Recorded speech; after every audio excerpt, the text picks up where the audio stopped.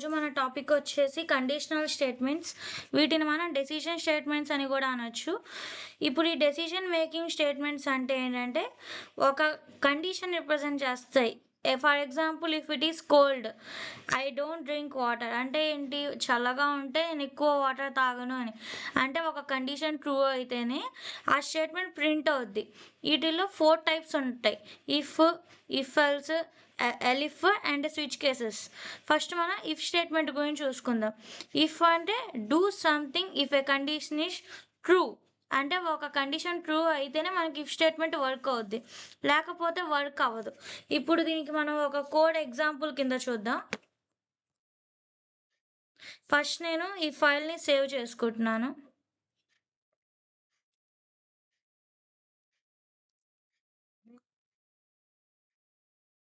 ఇప్పుడు మనం if condition గురించి ప్రోగ్రామ్ రాద్దాం. ఫస్ట్ మనం ఒక వేరియబుల్ని డిక్లేర్ చేసుకుందాం. ఇప్పుడు సపోజ్ మన ఓటింగ్ సిస్టమ్ని చూసుకుందాం. ఇప్పుడు ఒక పర్సన్ ఏజ్ వచ్చేసి 22 అనుకుందాం. ఇఫ్ కండిషన్ యూస్ చేద్దాం. ఇప్పుడు మనం if age is greater than or equal to 18 అంటే 18 కన్నా ఎక్కువ ఉన్నా లేదా కరెక్ట్గా 18 ఉన్నా వాళ్ళు ఎలిజిబుల్ టు ఓట్.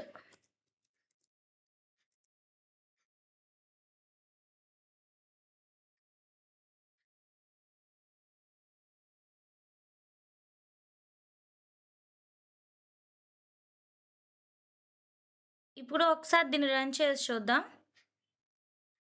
ఇప్పుడు సేవ్ చేసుకుందాం. ఫస్ట్ ఇప్పుడు రన్ చేసి చూద్దాం. చూసారా, ఎలిజిబుల్ టు ఓట్ అంటే మనకి ఇక్కడ ఏజ్ 22 అంటే గ్రేటర్ దాన్ 18 కాబట్టి మనకు అలా వచ్చింది. ఒకసారి మనం 12తో చేసి చూద్దాం ఆన్సర్ ఏమొచ్చుద్దో. మళ్ళీ రన్ ఆప్షన్ తీసుకొని నేను రన్ చేస్తున్నాను.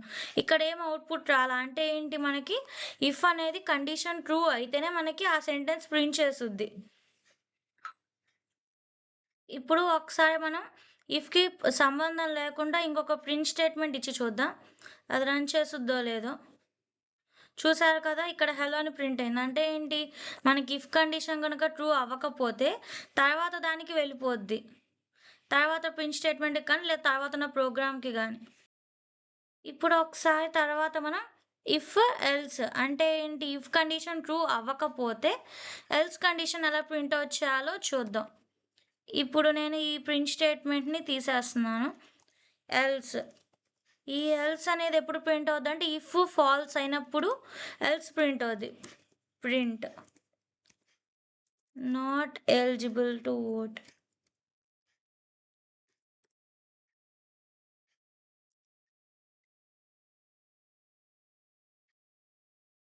ఓకే, ఒకసారి దీన్ని సేవ్ చేసుకొని రన్ చేద్దాం. చూసారుగా, నాట్ ఎలిజిబుల్ టు ఓట్ అంటే 12 years అని ఇచ్చాం కాబట్టి ఇక్కడ మనకి నాట్ ఎలిజిబుల్ అని వచ్చింది. ఒకసారి మనం 22 ఇచ్చి సేవ్ చేసి రన్ చేసి చూద్దాం. ఇదిగోండి, ఎలిజిబుల్ టు ఓట్ అంటే ఏంటి, ఇక్కడ ఇఫ్ ట్రూ అయితే ఎల్స్ పార్ట్ అనేది అది కన్సిడర్ చేయట్లా. అదే ఇఫ్ ఏ ఫాల్స్ అయితే ఎల్స్ పార్ట్ని ఇక్కడ కన్సిడర్ చేస్తుంది. నెక్స్ట్ మనం ఎలిఫ్. ఈ ఎలిఫ్ అంటే ఏంటంటే మనం నెక్స్టెడ్ ఇఫ్ ఎల్స్ కండిషన్స్ అంటే ఏంటి, ఇఫ్ ఎల్స్ అని చెప్పి మనం విడిగా ఇఫ్ ఎల్స్ తీసుకోకుండా ఎలిఫ్ తీసుకుంటాం. అంటే మనం 2-3 కండిషన్స్ ప్రూవ్ చేయాలనుకున్నప్పుడు. ఒకసారి దాన్ని కూడా మనం ఎగ్జాంపుల్ కింద చూద్దాం. ఇప్పుడు నేను ఇక్కడ ఏజ్ 22 అని ఇచ్చా కదా, మార్క్స్ ఇస్తాను. ఇప్పుడు మార్క్స్ ఈజ్ ఈక్వల్ టు 75. ఈ కండిషన్స్ నేను తీసేసి if marks is equal, marks or greater than or equal to 90. ఇక్కడ మనం కాలన్ చూపిస్తాం, కాలన్తో ఇనిషియలైజ్ చేసుకుంటాం. Next print of grade A or A grade. Okay, అంటే ఏంటి, ఇప్పుడు ఒకవేళ మార్క్స్ కరెక్ట్గా 90 వస్తే మనకి ఏ గ్రేడ్. ఇక్కడ ఇండెంటేషన్ ఎర్రర్స్ చూసుకోవాలి మీరు ఖచ్చితంగా. ఇఫ్ మార్క్స్ అనేవి 90 కన్నా ఎక్కువ ఉంటే ఏ గ్రేడ్ అంటే ఏంటి, ఇక్కడ మనకి మార్క్స్ అనేవి మనం ఇన్పుట్ ఇస్తాం. కానీ అక్కడ ఏ గ్రేడ్ అనేది మనం తీసుకోవాలంటే మనం 2, 3 multiple if else statements use చేసుకోవాలి. కాబట్టి మనం ఇక్కడ ఎలిఫ్ అనేవి యూజ్ చేసుకుంటాం. Elif marks. దీని ద్వారా మనం ఒకేసారి 2, 3 కండిషన్స్ని ప్రూవ్ చేసుకోవచ్చు. Elif marks or greater than or equal to 75. Print B grade. Okay, ఇంకొక ఎలిఫ్ అని అంటే మనం ఒక ప్రోగ్రాంలో ఎన్ని కండిషన్స్ అయినా పెట్టుకోవచ్చు ఎలిఫ్ యూజ్ చేసి. Elif marks greater than or equal to 60. Print C grade.